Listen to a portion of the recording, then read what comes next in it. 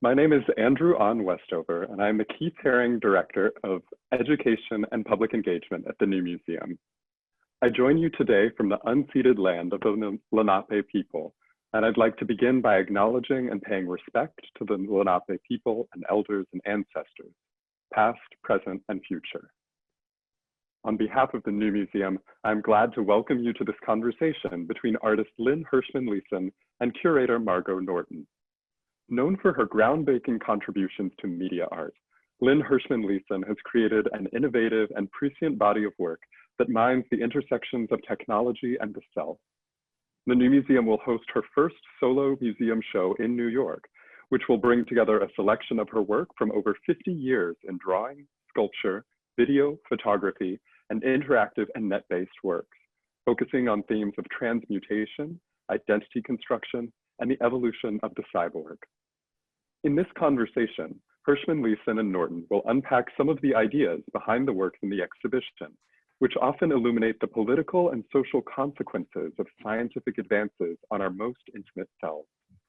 They will also discuss the process behind a new body of work Hershman Leeson is producing specifically for the exhibition, titled Twisted Gravity, and developed in collaboration with the Wyss Institute at Harvard University, which incorporates newly developed technologies to purify toxicities caused by plastic and other contaminants in water. Now, a few logistical notes before we begin. This program will begin with a conversation for approximately 30 to 40 minutes, followed by a question and answer session. If you would like to ask a question, feel free to use the Q&A function at any time by clicking the Q&A button located at the bottom of your screen to type your question. Please note that this program is being recorded, so your question will be recorded as well. Our speakers will answer questions during the Q&A at the end of the program. Also, closed captioning is available for this program. If you would like to use this service, click the closed captioning button at the bottom of the screen. Please note that captioning is provided by a live captioner working in real time. Finally, we have several upcoming public programs, as well as a full suite of exclusive digital content, including bedtime stories, screen series, artist studio visits, kids menu, and more, which I encourage you to check out on our website, newmuseum.org. Now, without further ado, I turn the conversation over to Margot. Thank you so much, Andrew, for the introduction. And thank you everyone for joining us this evening. I also want to thank Derek Wright, our senior production manager, who's the one making everything work behind the scenes. And I'm thrilled to be here with the incredible Lynn Hershman Leeson to talk about her work in advance of our exhibition Twisted at New Museum next year.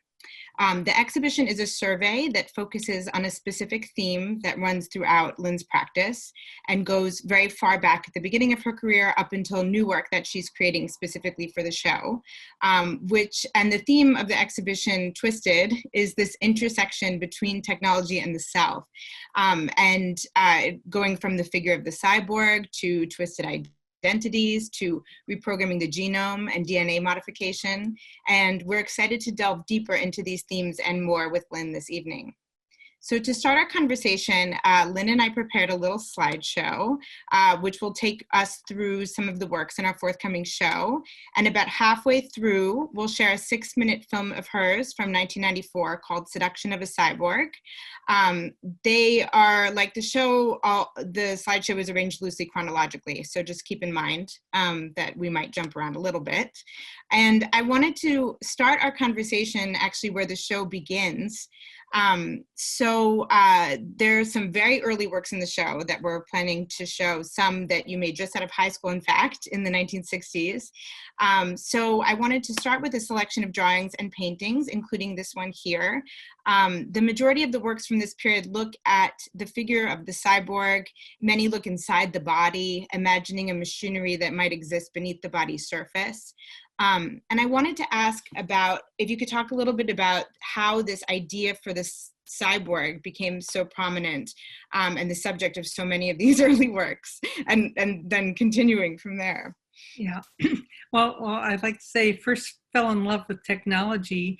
I was a high school student maybe 15 or 16 years old, and I did a drawing, and I thought this was such a great drawing. I wanted to Xerox it and show other people, and it was a brand new Xerox machine that took up half the room, and I put my drawing in it, and it didn't come out. And I eventually had to pull it out, and it was covered with all of this ink, and it was wrinkled and crinkled. But when I looked at it, it was much better than the original drawings. So I decided to form a partnership with technology at that point, and work with it, because it can envision things that I never would have thought of. I love what you said recently in the New York Times, actually, about how glitches are the key to discovery, and how it was this glitch that kind of produced this world of possibilities for you, a whole career, in fact. Oh yeah, I mean, glitches and things that are presumed to be failures because you haven't given it enough time. So I think that we undervalue both. So talk to us a little bit about these early drawings that we see here. What were your thoughts about this idea of looking inside as well? What happened to it? With the other one, I don't know that you can see it in the painting as a self-portrait, but it had incisions. That's why it was an homage to Fontana, because it was sliced through, and you could actually put your hand through the canvas, through the body in it. And a little bit later, I started to do these works that were cyborgian, in which you could look inside the body and see the mechanisms of it, that the workings of the biological and the mechanical working together to get us through life. And was this term, the cyborg, was that something that you were familiar with at that time? This word cyborg wasn't even invented till 1966. So the strange thing is, I was making cyborgs before the word existed, or simultaneous to the word becoming existent into our vocabulary. So I don't think anybody called them cyborgs at the time that they were being made. And also, I had some physical problems around that time and spent a lot of time in the hospital. So I was always getting x-rays, and they're always looking inside and showing me what was inside. So I think that also contributed to the idea of the mechanics that you don't see, and the value of what's invisible, both in our body and also in life, that still remain there. Yeah, many of these figures are also shielded, like this one here. Well, that was my Los Angeles days. Smog. So it was protection. Yes. Wow. It's very resonant in the current moment. So if we can move on a little bit to the next few slides. I love that image because of how, it's like slicing open this body to look in the interior of the face. And when I was in your studio in San Francisco, you showed me a cast of a face that you made in high school and some other fragmented facial features. And I find it interesting how from early on you were interested in this idea of the body as a mask, and the idea of fragility and impermanence. And I wanted to, if we could move to the next slide, to ask you a bit about the wax cast works. So the next image is a work called Conversation. And I believe that was the first piece that you made in wax. Is that right? Or around that time? Yeah, and again, this was at a time that I was in intensive care in a hospital, and I couldn't walk, I couldn't move, but it would take me, for instance, just a week to do this tiny little face. I could do that, and this actually is called Conversation. It's sort of like the internet. I think of it like my pre-internet drawing, but because I was fairly well disabled, I had to find things that I could manage. So these were the two heads that would talk to each other through this element of string, of thread. Like all of us right now. And so this is an image of one of your breathing machine sculptures, which play recorded sounds of you breathing and speaking, and sometimes some of them ask very personal questions, in fact. And they're activated by motion sensors. So when you come close to them, the sound becomes activated. And yeah, I think it's really fascinating that you incorporated sound so early in these works. And I wanted to ask just what was the idea to activate these works with sound? Well, when you haven't been out of a hospital room or recovering for over a year and you go outside, what happened to me was that the sound of just leaves on the street was so intense.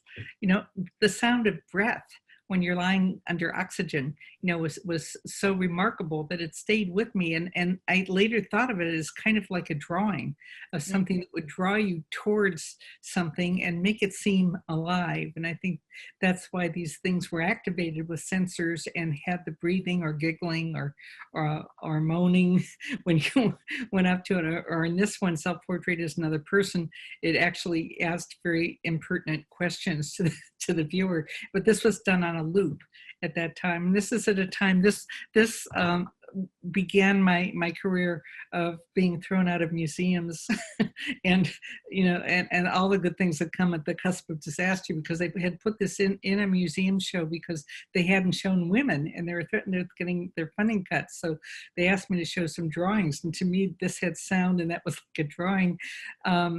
And the curator said it wasn't art, and she took it down and closed my exhibition because she said media wasn't art, sound wasn't art. I mean, I didn't know nobody else had never been done. It just seemed like such a natural addition to any kind of sculptural form. But it turns out these were the first sound sculptures, much to my surprise. I didn't find out for 50 years. Wow. Yeah. That's I mean, it's interesting because you're like embracing of sound in this way.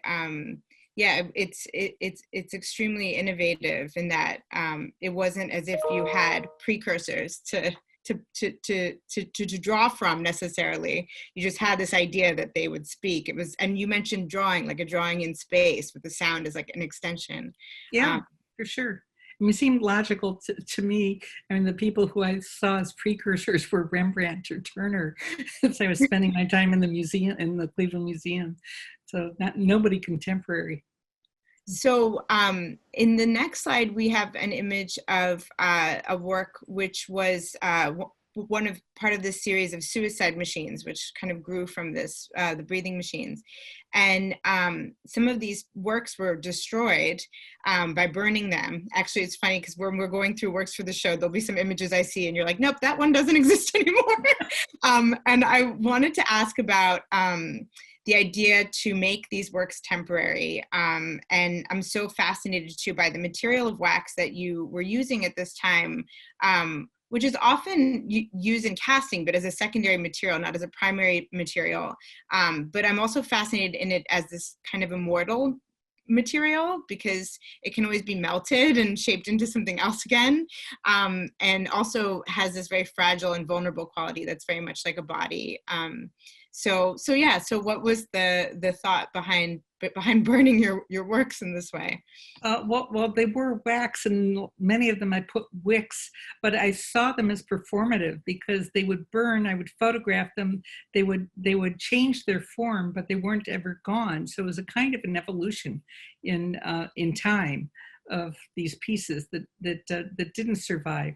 About a third of them did survive, and the others, I think it made the fragility of them made it much more pertinent and beautiful, of who lives and who doesn't, and the whole honoring the transformation that we all go through in life through time. It's also like it's so innovative to even think that you would be kind of transitioning away from this idea of a precious art object into something that would exist and die and regenerate. And I am interested because actually following this body of work in the next image is a piece called The Three Critics. And there was a whole body of work that you started doing during this time that really did intersect with everyday life and infiltrated systems, in this case, newspapers and magazines, which is very revolutionary and still is today, in fact. So tell me a bit about this project. Well, it was very difficult in the 1960s for a woman to show in a gallery and or to even get a review. So I decided to write my own reviews under 3 different names: Prudence Juris, Gay Abandon, and Herbert Good. Herbert Good being the translation of Herba Buena at the time. Oh, wow. And they wrote in 3 different styles. They published in very prestigious magazines or throwaways that came on your doorstep. And I think it surprised people so much that there were critics writing about a woman, a person, a woman person artist, that's how I got my gallery. Writing about yourself. Yeah, but nobody knew it because in those days, everything was done through the mail. And then I would get letters from all kinds of curators who lived in town. So it's all part of the file. Oh my God, amazing. It was my nail file. And this project was also perhaps done shortly after that. But this idea of also like occupying this space like inside yourself, but also outside of yourself simultaneously seems to also be a part of Roberta and in a lot of the work, actually. So this project, Roberta Breitmore, was one that would literally take over your life. 7 years, in fact, right? 72 to 79, I believe. Yeah. Well, she comes back every now and then. Oh yeah, of course. And so for Roberta, you adopt this fictional persona and performed as her for this period. And I wanted to ask, what was the first thing you did as Roberta, and what were you interested in investigating? Well, I saw Roberta as an archetype of single women that lived in San Francisco. So her spine, the backbone that she had, was made up of that kind of accumulation of information of what somebody would do. So she arrived at the Greyhound bus station. She went to the Dante Hotel, which is where she was actually, the idea for her was birthed.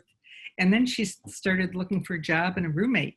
She came with, I think, $300. And so she had to live there. So she would, ride buses. That's her right there. And as I say, look for ways to maintain herself in this city during that time. I love how you got different paparazzi photos. What? I love these paparazzi photos of her. Yes. I hired a photographer to take pictures of her when she went out, and in case she got into any trouble, he could interfere. But of course, she did get in trouble because there was a prostitution ring that tried to recruit her, and he was so frightened by them that he ran away. So Roberta had to run into the San Diego Zoo and become Lynn, take off her wig so that they wouldn't recognize her when they went in there trying to find her. Oh my God, how clever. I'm sure you learned all sorts of things about women and about the way that like image and identity can kind of play out also, yeah, like in terms of in these interactions. And this is shocking to me, the fact that at that time you could get a driver's license as a fictional persona. I believe there's checks. You got she got credit cards that I couldn't. She went to a psychiatrist. I wanted to, but I couldn't afford it. had to wait and pay for hers. What I was trying to do was find the artifacts, of identity that made us appear real. During that time. So during that time, Roberta was much more real than I was. This is her psychiatric report, her evaluation. I think there's a prescription there for drugs also to help her along. So did you do a lot of planning in terms of like, I know there's that construction chart that we showed earlier that has like the makeup, but also like about her mannerisms, how she spoke, how she acted. Definitely. definitely, because she wasn't me. She had her own walk, she had her own language, she had her own words that she used, she had her own handwriting, her own gestures. And so we shared a heartbeat. But other than that, she was her own woman. Mm. And so how did the project evolve? Like, in this, for example, this is kind of toward the end of Roberta Breitmore, right? Right. I started as Roberta because nobody else would do it. They couldn't understand the idea of it, so it had to be me. But eventually, over time, and I think this was, although one person went out for a few hours, Christine Stiles, early on, as Roberta, I was a multiple. But later on, I decided to see if the experiences I was having were resonant with other people, or if I was just using my own history as a projection onto the negativity that she was experiencing. So I had 3 dancers actually, and they were great because they could choreograph the movements that Roberta had and would go out independently and have their own adventures. Because in science, you have to prove something 3 times. So we have 3 multiples that would come back with their experiences to prove that single women didn't have an easy life. And why did you decide to put an end to the performance aspect of this project? And this is the exorcism, right? Yeah, well, I didn't actually think that I would do this project this long. I thought it would, be maybe a month or 2, but it needed this much time to flesh her out and to bring into reality all of her fiction. And she was a mirror of the reality that she saw.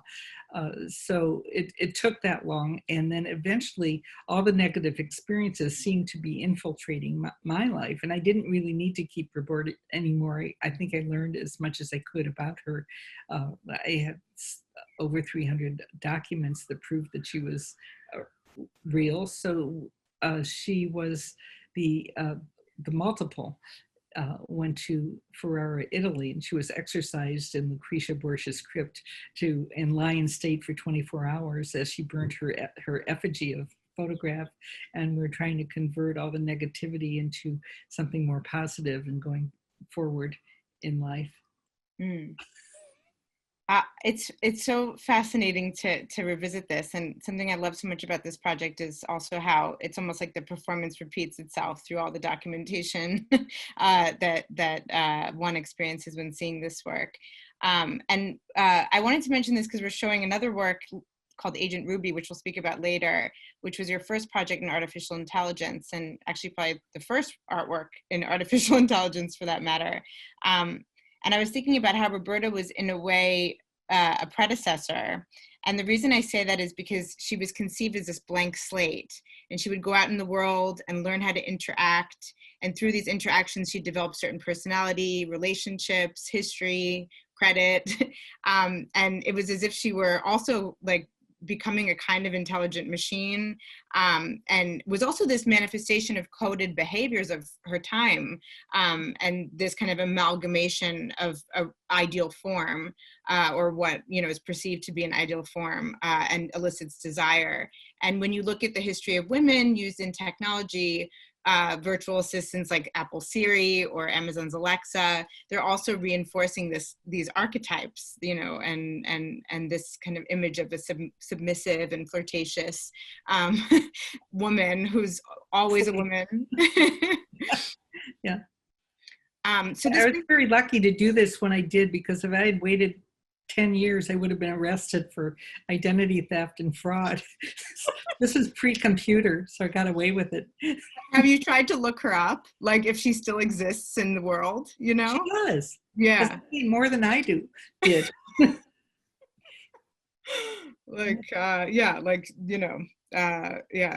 a Google search, and it pops up, all sorts of things about her identity. So this brings me to the next series, which is the Phantom Limb works, which are these juxtaposes images of women with these technological apparatus as appendages or they feel more and more like appendages every day, I feel. So tell me about this body of work and how it came about. Well, again, you know, with the photographer Roberta, and also the imagery I was looking at in media, I realized that women were complicit in having their image absorbed by all the cameras and surveillance systems that existed in life. So this was, in a way, showing that kind of integration, that we aren't our bodies themselves, but we're part of the way we're perceived and the way we're absorbed and exploited. Mm. And so, so this is another group of these images as well. Yeah. And I think Deep Contact was made around the same time, I believe, or maybe shortly thereafter, which is another work. It was 84 was Deep Contact. These were collages pre-Photoshop. Yeah. So did you have to like get them, you made a collage and then it was re-photographed? Yes. Right. Which I liked because it was sort of like adding time to it. Mm-hmm. And a lot of the Roberta photographs were made with re-photographing them 10 and 15 times to get that layer of time until you're finished with it. Right. That I thought you felt the depth of it. It was as if you knew that Photoshop had to happen, and then yeah. and then it did. So the next piece, Deep Contact, is made, in 1984. I can't believe it was then. Wow. And I actually just experienced this piece, well, in January when I went to San Francisco for the Body Electric show that was at Yerba Buena. It was crazy to be interacting with a touchscreen that was made that long ago. And especially now that my 3-year-old is like using it every day, like it's nothing. But I wanted to ask, how did you know about this technology? Well, you know, I live in the Bay Area, and you kind of breathe this information. This was before touchscreens existed, and this was done with HyperCards actually, and we sort of invent our way through these projects. You have an idea. I work with many other people. I worked with Sarah Roberts on this, and we just figured out a way to make it work. You know, thinking that it must be possible because we're thinking about it. So if we're thinking about it, there had to be a way to do it, and we did. This piece and the Phantom Limbs also makes me think a lot about the idea of violence and representation, which was something that, you know, I in this piece also, like when you're using the touchscreen, you're touching this woman's body. So you're not like just interacting with something, you know, innocently. It's, you kind of feel yourself implicated somehow. Yeah. I mean, I did want to get away from keyboards, and I wanted people to directly access and participate in the work interactively. And then this, you touched a woman's body, and where you touched her devised which track she would go, and she could either go and meet a devil or a demon, and you made choices for her all the way through. And then you could also do 1 steps and see what's next, and go slow and fast and reverse and forward, which nobody was doing at that time, but it allowed you to really study the choices that you're going to make and the trajectory of where you're going. Mm-hmm. So you feel it in a different way, I think. Yeah, definitely. And speaking of evil and demons, the next piece, Cyborg Roberta, here Roberta comes back, is another interactive work. And, you know, she seems quite innocent, but there's some potentially evil capabilities inside of her. What does she do? Well, again, this is like a nanny cam. It's a surveillance system. Her eyes, there are 2. One is called Tilly, the telerobotic doll, and Cyber Roberta. And on the internet, you touch her eye, and you could move her head 180 degrees in either direction, and you see a picture on a monitor in front of her, and it's also uploaded to the internet. So I would check my studio when I wasn't there, when I was traveling, to see who was in there and what was going on, because she really is a surveillance system, which is in a way what Roberta was as well. So you'll have an eye on your show wherever she's shown. You'll have a you have one on your show. Yeah, exactly. 4 of them. Yeah. So next we have a short clip, or actually it's a short film, 6-minute film to share with everybody, which is called Seduction of a Cyborg, which is a work from 1994, and a piece that I'm constantly thinking about these days, especially, that we've become a lot closer and more dependent on our screens than ever before. So we'll share this short clip now, and then talk about it later. And while it's upcoming, it's pretty crazy to think. I mean, I'm sure you get this all the time about how so many of these works were, so prescient. I know you've often been called a prophet for this idea. I'm from the future. I'm an alien. But there's, it's fascinating to look at these works, 30, 40 years ago that are using a technology or engaging in a way that, or like to see how far we've come, but also how close they feel.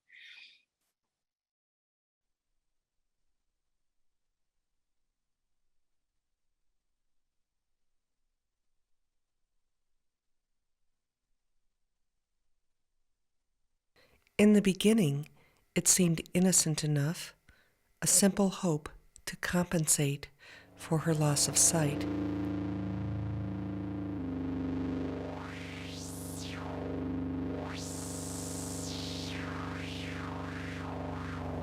Though her hearing was acute, she was born with eyes that lacked the ability to absorb light. The choice seemed simple.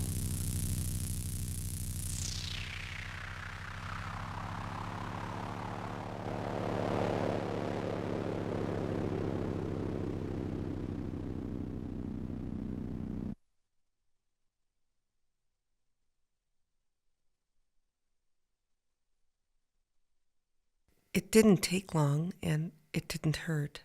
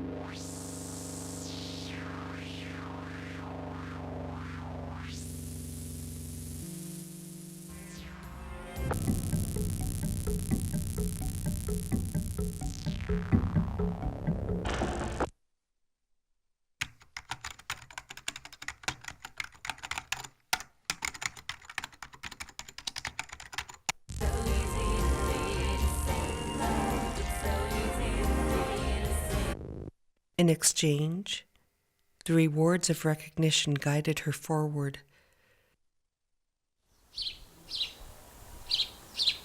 Seductively linked to computer transmissions, images of simulated worlds, sounds, masked passions gave enormous pleasure.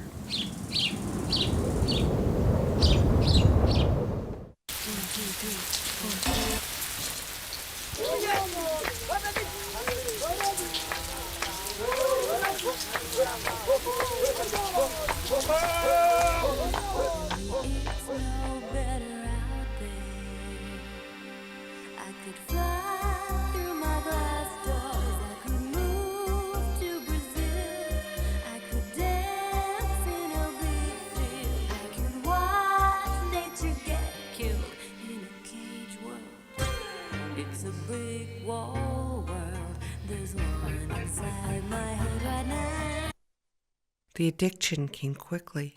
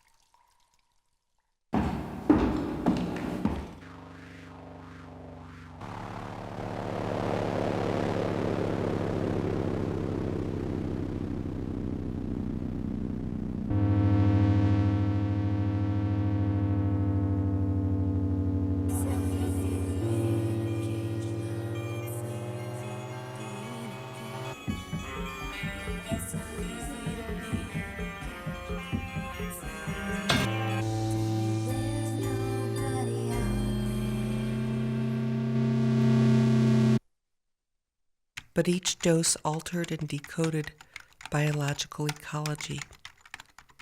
Her immune system suffered.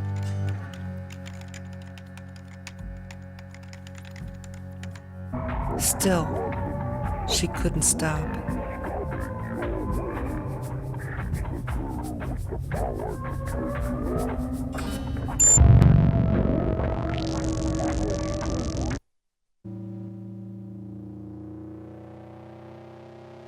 And soon there was no choice.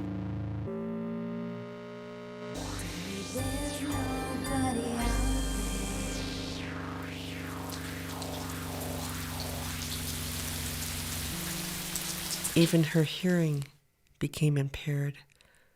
The manipulation was thorough and unprejudiced. Chauvinisme. Ich sage Ihnen, wenn die Rahmenbedingungen gesetzt sind, wenn die notwendigen gesetzgeberischen Maßnahmen getroffen sind. Oui, remarque, t'as raison, oui, parce que dans le showbiz en ce moment, hein, ça va pas fort les couples. Ah ouais? Parce que dans le showbiz en ce moment, hein, ça She va pas fort les witnessed couples. Ah ouais? the pollution of history. Allez! Bon. Oro, storia, protagonisti, problemi. C'est pas vraiment un mariage d'amour. Elle ne joue plutôt la fiancée vendue.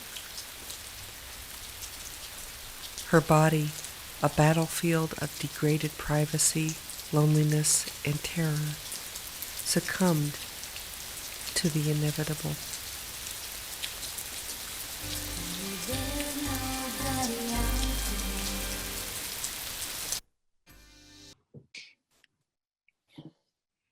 So what's the inevitable?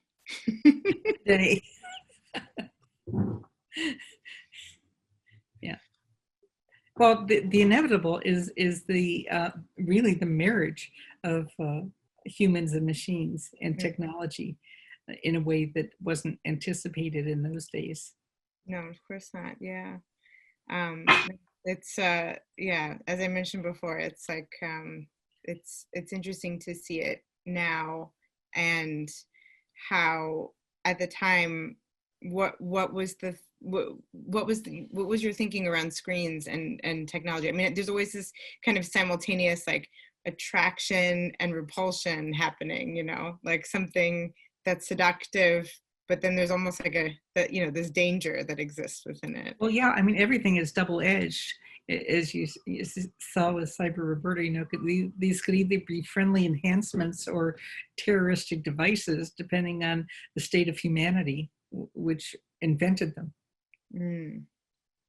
So just moving on for sake of time, so we can make sure to get to the next, to talk about the new work. Here is Agent Ruby, which is a work that I mentioned earlier, and she's a chatbot, and a character that's derived from your film Technolust, which is based on the main character in the film, who is played by Tilda Swinton. And I wanted to ask with this one if you knew about artificial intelligence at the time. I mean, I know, of course, you're living in the Bay Area and these things are around you.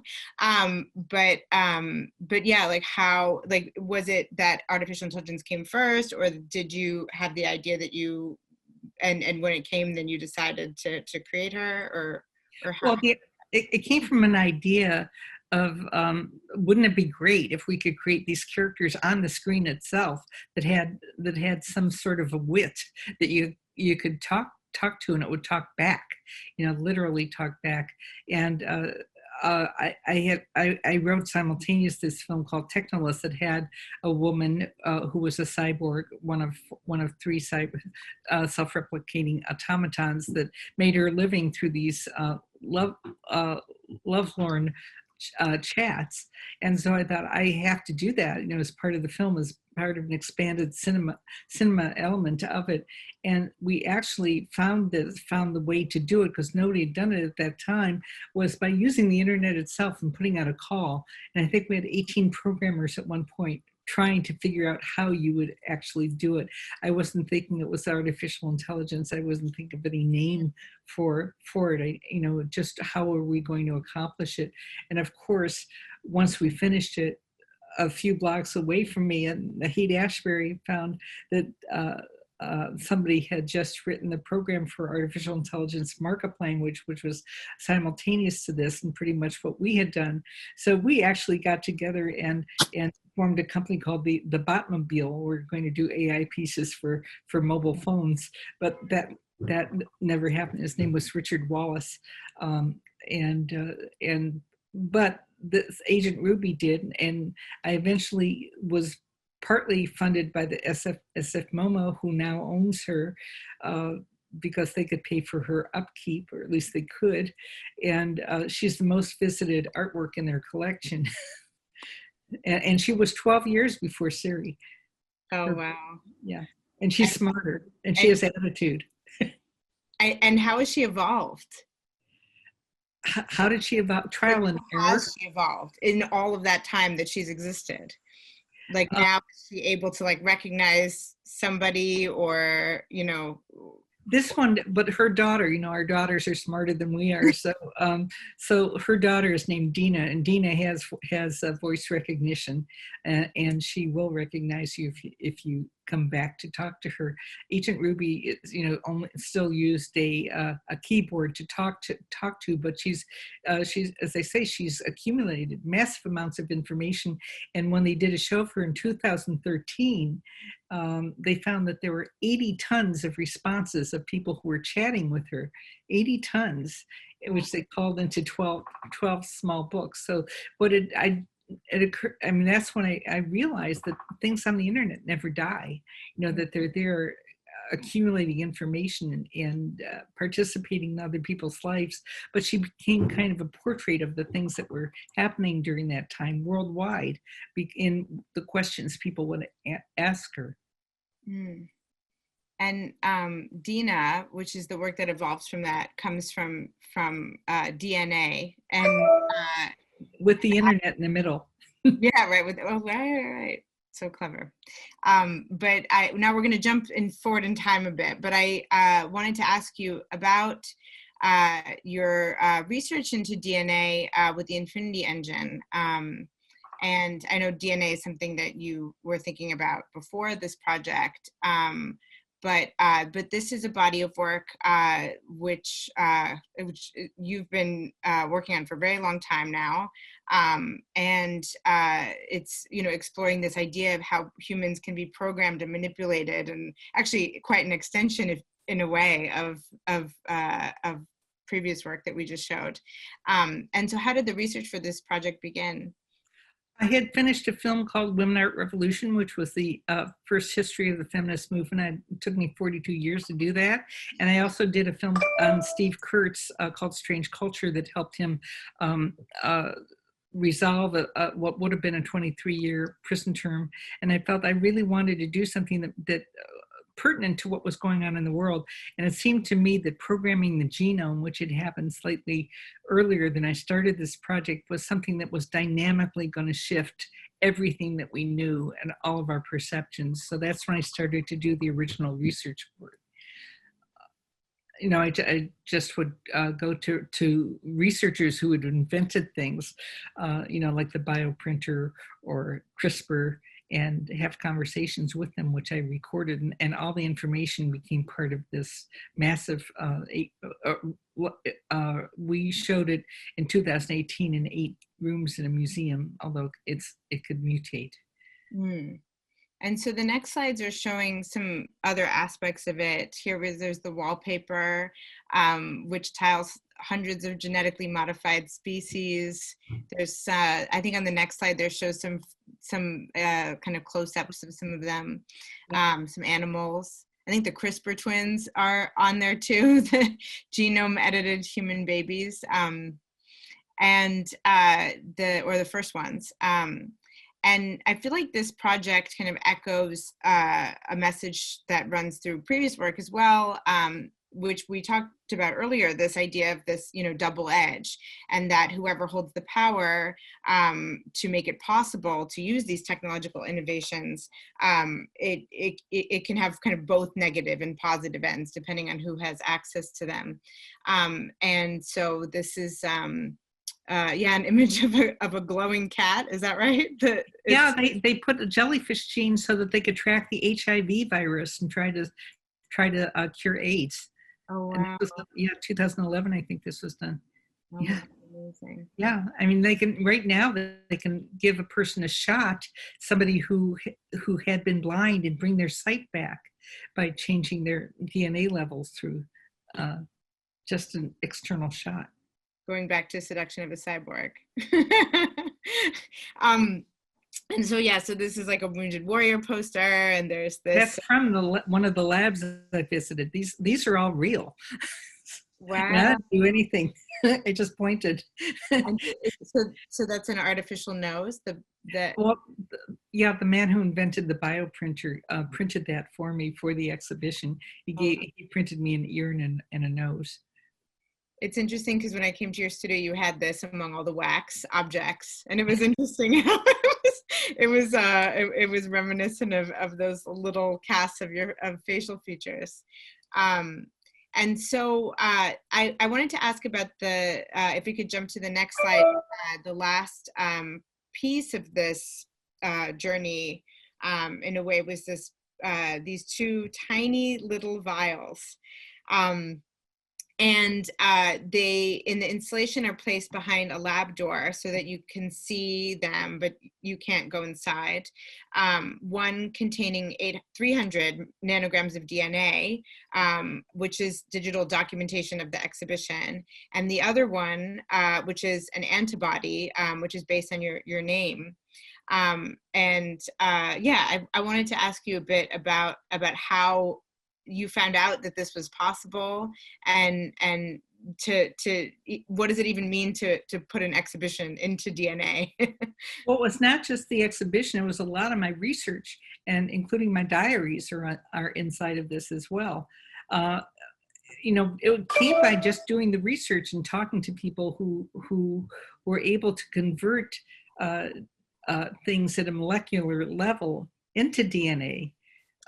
And so we put everything on. I mean, this is like expanded cinema, because again, we put everything on a timeline, and it took about 7 months, and they were able to convert the information that I had. If you go through an 8-room exhibition and find something this big, that's invisible, that weighs a milligram, that represents everything you've just experienced, and it's really an archival medium. And rather than putting things on a high definition file, if you convert it to DNA, it will last for 1 million years. So it just seems these are the kind of perfect. I mean, for me, it was a metaphor of who we are and what we could be reduced to as kind of a haiku of our life.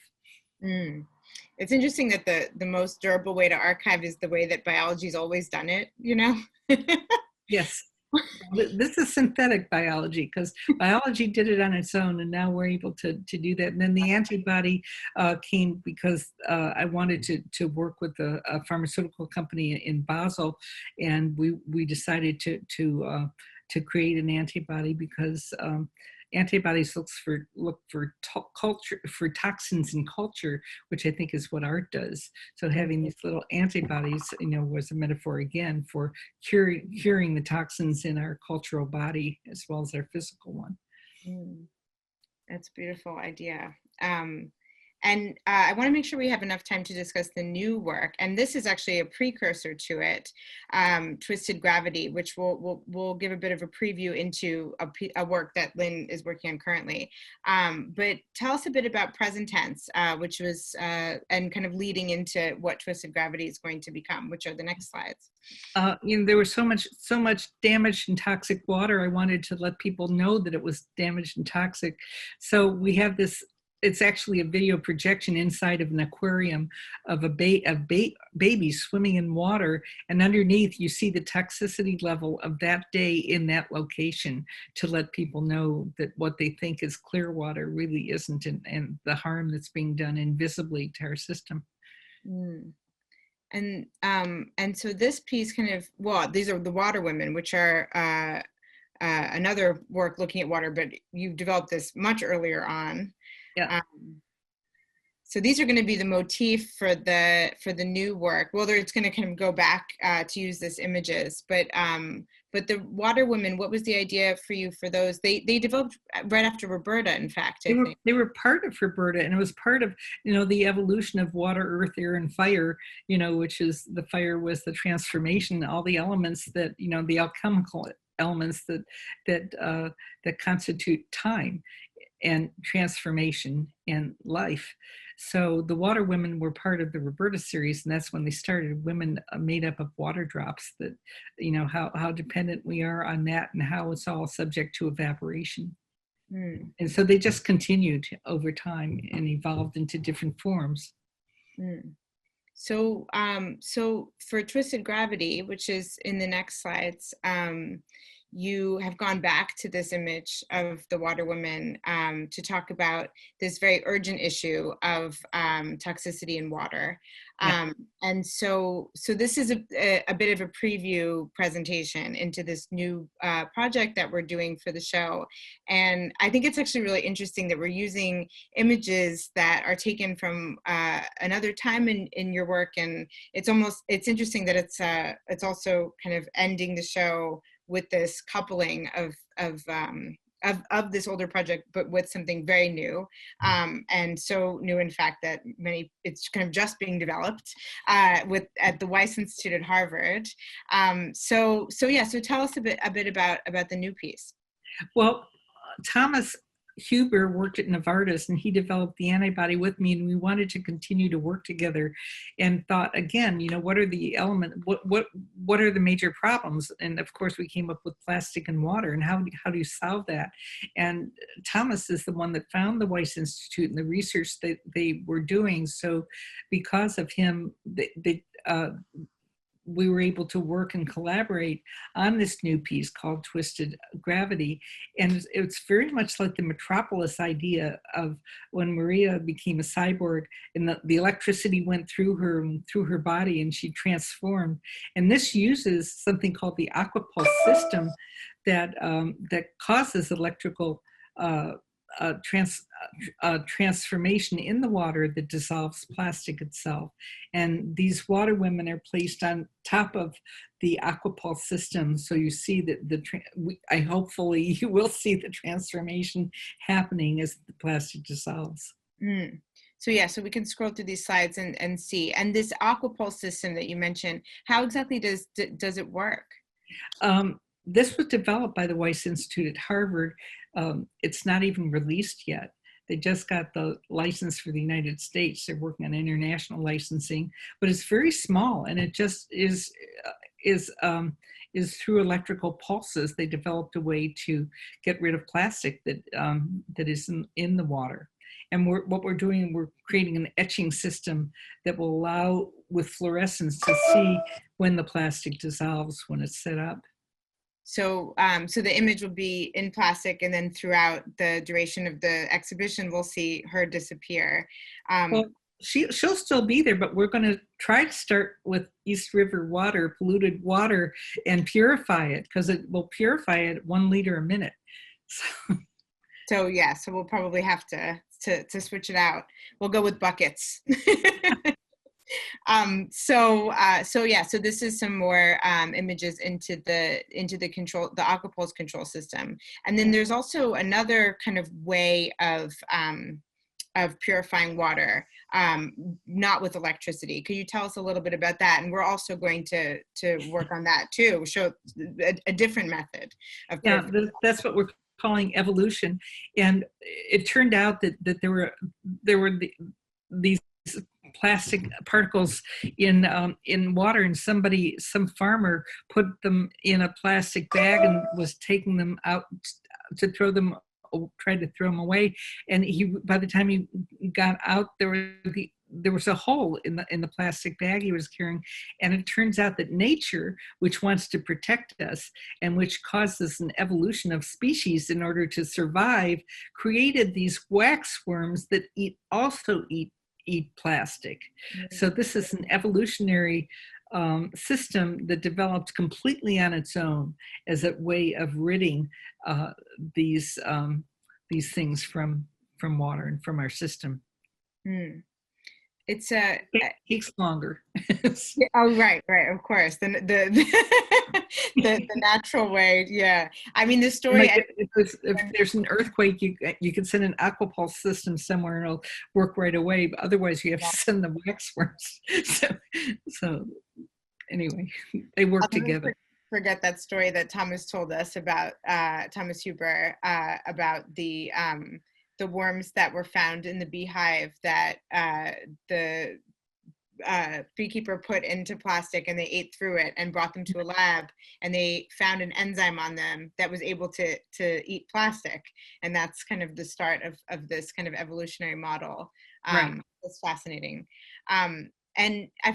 So with this project, something that I really like about it, but something that I also find that relates to other works that you do, is this sense of hopefulness that's involved in it too. You know, the fact that, here we, are talking about the seventh continent and all of the plastic that's polluting our planet.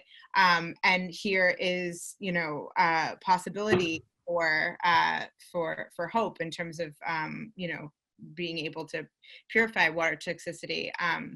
And I was just reading the interview you did in Bomb last night, and there was the great kind of ending to it where you speak about how your projects kind of run counter to dread and provide solutions.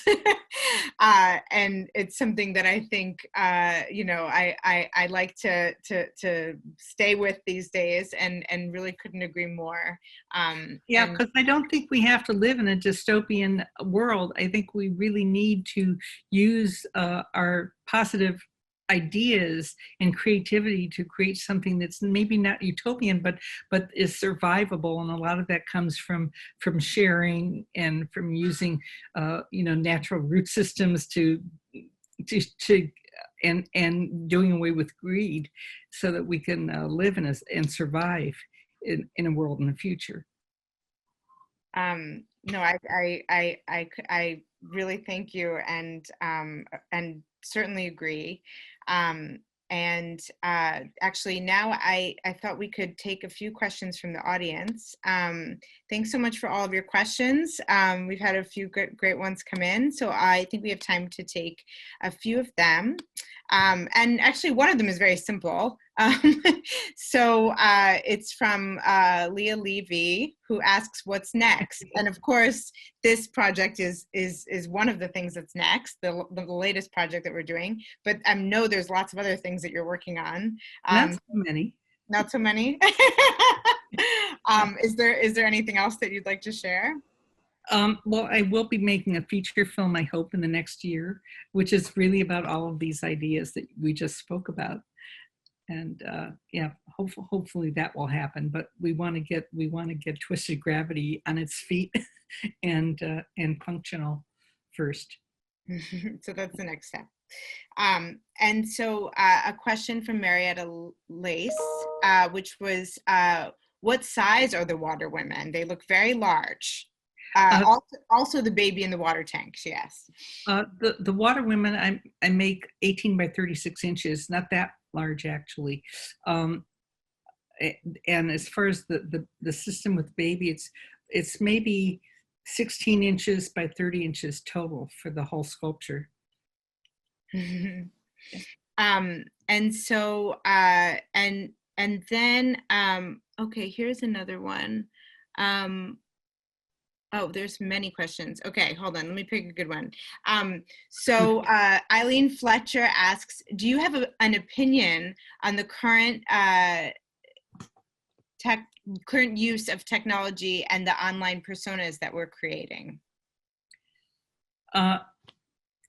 No. I think what happened is that you just can't tell deep fake from real fake. You know, from you know, that there's been kind of a merging of a corruption in a way. It's like the virus, you know, it's in the air and it infects all of us. And I think that there's been so much pollution of information and identity on the internet that it creates systems and identities that lack clarity and authenticity and even integrity. So I think that's something we have to pay attention to in whatever we make, to go back to revise the system, to do things that we could trust. Mm. Yeah, I love that virus analogy. It's true. It's like slowly, you know, it does it almost invisibly. Yeah. And it's contact tracing, you know, it's one thing leads to another. But we are in a world of connectivity, which is remarkable in what we can accomplish together. And change elections. Yeah, I know. It's yeah, it's definitely there's a lot of hope in it.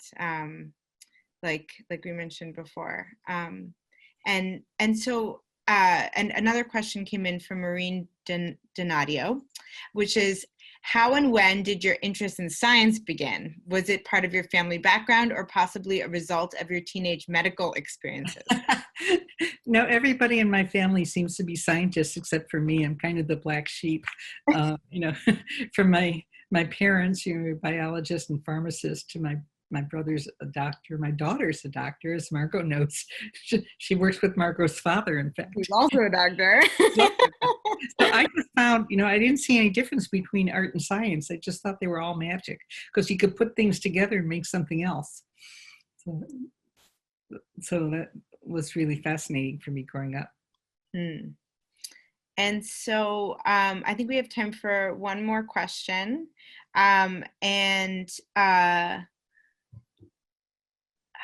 Let's see one more. I'm sorry, I'm just trying to look here to see if we have time. Okay, here's one. Oh, well, this is a comment that says, fantastic work and conversation. You develop cutting edge technology in the production of your work and work with scientists doing the same. And then a question, how do you deal with intellectual property and responsibility within collaborations? I think that that the scientists that I work with obviously have patented and have ownership of those kinds of sciences. When I make the artworks, I copyright the particular things that I do, which are different from what they've done. So, you know, just in general, we all own what we've made, but sometimes they're shown together. So so that's all for tonight. I feel like a bunch more questions have come in. Sorry for not having the time to answer all of them. Thank you so much, Lynn. I'm so excited for our show. And it's great to work with you, Margot. It's a really wonderful experience. And thank you, Andrew Westover and Derek Wright and Joshua Edwards, who's our cart captioner, and everyone at New Museum who's working on this behind the scenes. And thank you once again, everybody, for tuning in. And yeah, hope to see you at the New Museum when we can.